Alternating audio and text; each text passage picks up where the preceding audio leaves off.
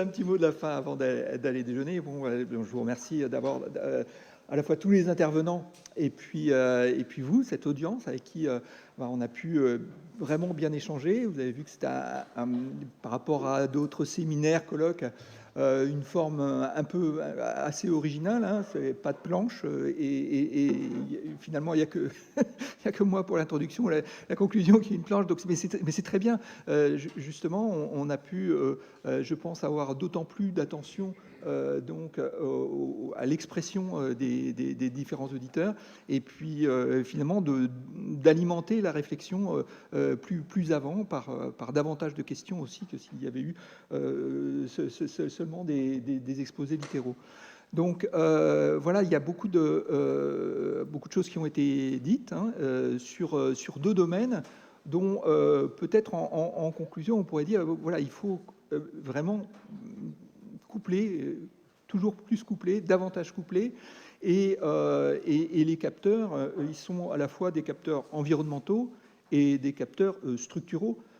Et les deux sont vraiment importants, demandent de l'apprentissage, demandent de la méthode, quelque chose qui n'a pas été évoqué, mais on a travaillé par exemple dans un projet européen qui s'appelle DT Ocean, et dans DT Ocean Plus, il y avait l'idée de faire le BIM, c'est-à-dire la même chose que ce qui existe dans le bâtiment, où effectivement ça dépend du client, parce que votre peintre ou votre électricien individuel, il ne va pas utiliser le BIM, hein, mais par contre, eh bien, si c'est une grosse entreprise, elle va le faire et ça va être extrêmement utile pour savoir où sont les réseaux, pour savoir comment va vieillir votre bâtiment, etc.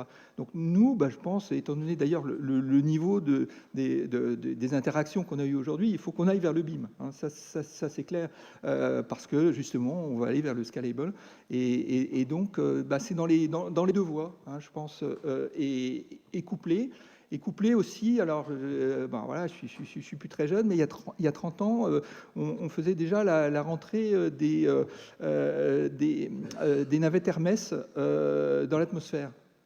Si c'est pas de l'interaction flux de structure, je me demande ce que c'est, parce que c'était justement quelque chose de très violent, et quelque chose d'aussi violent que effectivement les événements extrêmes sur une éolienne, et toutes les questions de fatigue qu'on se pose.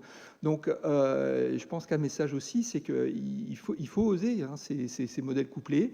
Les coupleurs, là aussi, ça existait il y a déjà 30 ans, hein, comme Oasis et d'autres. Et donc toute cette technologie a évolué dans d'autres domaines. On a parlé effectivement de la météo, de l'océanographie, etc., qui les utilisent beaucoup. Je pense qu'il faut oser, comme le fait l'industrie automobile avec les crash tests aussi, hein. Il y a énormément de capteurs, il y a énormément de modèles, et puis on s'adapte de cette manière-là. Et je pense qu'il faut passer le pas. Et les RAO, c'est très bien, hein, mais pour les ingénieurs, mais il faut aller beaucoup plus dans cette densité et de capteurs et raffinement de modèles. Merci beaucoup, hein, et puis eh bien,